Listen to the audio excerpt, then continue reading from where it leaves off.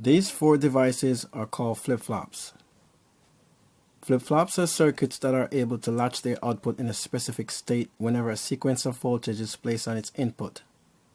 This sequence can either be low followed by high or high followed by low. If the sequence is from low to high, they are called positive edge flip-flops. And if the sequence is from high to low, they are called negative edge flip-flops. Now, don't worry if you didn't quite understand that. I will explain in greater detail later. The important thing to note is that when they are connected together, they can generate the sequence of code necessary to count in binary. That is this code over here. To understand flip-flops, let's dig a little deeper into digital electronics. As you know, digital electronics operate in two discrete voltage levels, high and low. These are the signals necessary for a flip-flop to operate. So let us take a look and see how we will design a circuit that can produce a digital signal on its output. The circuit on my left is called a pull-up resistor, and the circuit on my right is called a pull-down resistor. These two circuits can be seen in all digital circuits. A pull-up resistor circuit causes the output to be normally high and then go low whenever the button is pressed. A pull-down resistor circuit cause output to be normally low and then go high whenever the button is pressed. The way you can instantly tell the difference between the two is that the resistor in a pull-up circuit is connected directly to positive power, while in a pull-down circuit it is connected directly to ground. So this resistor is connected directly to positive power, and this logic indicator right now is saying high. Whenever the button is pressed, it will go low. And in the pull-down circuit, this logic indicator is normally seen low. And whenever the button is pressed, now it's seen high. So you are creating a digital signal here because you are using one wire to switch from high to low, which is actually called a pulse, or when you have a stream of them, which is just a bunch of high-low, then it's called a clock signal. If it wasn't for these pull up and pull down circuits, this is the way how it would have to be done.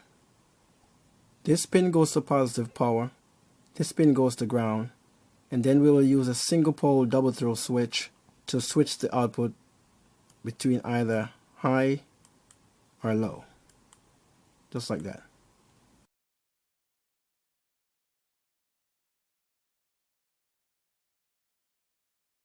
Now we're ready to take a look at flip-flops. This circuit to my left here is a flip-flop circuit in the simplest form. There are no pull-up resistors or pull-down resistors to switch the input from high to low or low to high, nothing like that. And the reason for that is, if you have not noticed by now, the simulator will present a low signal on a pin if it's simply disconnected from a positive power. So I do not need to physically put a ground to it. If I just leave the pin floating, it would be considered ground. Now in the real world, when you're designing your circuits, you must put the pin to negative or ground for you to see low. You will not see low and your circuit will not work. You cannot leave the pin floating and it's considered low. It don't work like that. Okay, so for the sake of simplicity here, nothing clutter up my circuit, so I could explain flip-flops. There's, it's just the way it is. Okay, now the type of flip-flops that I will be using, and that's what I use in the rest of the counters, are called JK flip-flops. And for this flip-flop to work, the R input, K input, and J input needs to be high. And as you see in the circuit, they're all connected to high. And everywhere you see them in the circuit, it's going to be like that. They're all going to connect to high. Now, a flip-flop, as mentioned earlier, is a circuit that whenever it receives a sequence of voltage on the input, either from low to high or high to low, it will change the output to a state, and it latches that output in that state. Until you make that same signal again, the output will switch back to the previous state. It's better for me to experiment to enforce what I just said. For example, this circuit right now, this pin is low. Whenever I push this button, it will go high. Just like that. And notice that this pin down here was high. So it pretty much swap places. If I press it again, I go back. So it's a toggle effect. So it's just a toggle, basically. Every time you pulse, it just go back and forth. On, off. Off, on. Off, on. Depending on how you look at it. So basically every time you toggle, it changes state.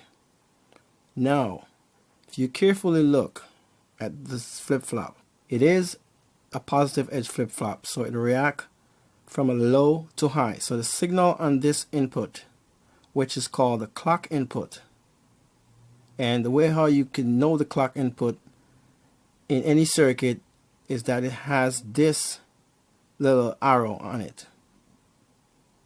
So anytime you see this little arrow, that is the clock input. And when it's a positive edge, it will look just like this. However, if it's a negative edge, it will have a bubble, just like this little tiny bubble here would be on the, right here. Right? So let me start over again. If you take a close look, right now the clock input is seeing low. As I said before, even though it's not connected to ground, the simulator is considering it to be low. So it's seeing low right now. Whenever I press the button, it will go high. Now this flip-flop will react because now it's low and then the input goes high. Just like that. Now, had it been the other way around, where this input is normally high and then I go low, nothing would happen. Okay, and to prove that, I would have to actually modify the circuit so I could switch and have a normally high input. Okay, I've changed the circuit to prove the point. I changed the switch to a normally closed switch so we could have normally high going to the clock input. So right here, the input is normally high. So now the input is high. When we break the switch, it will go low. And you have to pay close attention and see that the flip-flop is not going to react. The moment the switch is broken, nothing is going to happen because it went from high to low. However, when I let go of the switch, because when I break the switch it becomes low, and then when I release the switch it becomes high, then it's going to react. So take a look at it. Nothing happened, right? Because I just went from high to low. So it didn't react. So the output did not change. However, the minute I let go of the switch, because now it's currently low, the moment I let go of the switch, it's going to be high. That's when it's going to react. See that? So that's what I mean by, when they react from high to low or low to high. And this may not make sense right now, but it's because of this why flip-flops are able to count.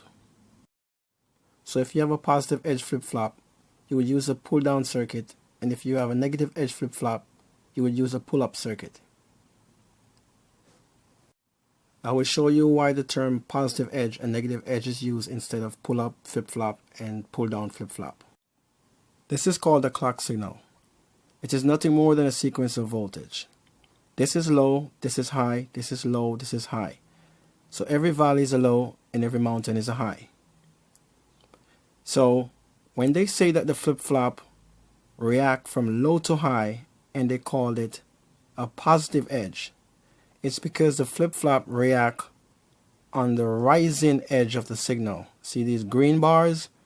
They are the rising edge. So it's on the positive edge of the signal. That's when the flip-flop react. So that's why it's called a positive edge. Now if the flip-flop had react when it's going from high to low, then that would be in the falling edge. And then they would call this negative edge. Because they say when you're going down is negative, when you're going up is positive. So that's the reason why they use the term positive edge to mean low to high, and negative edge to mean high to low.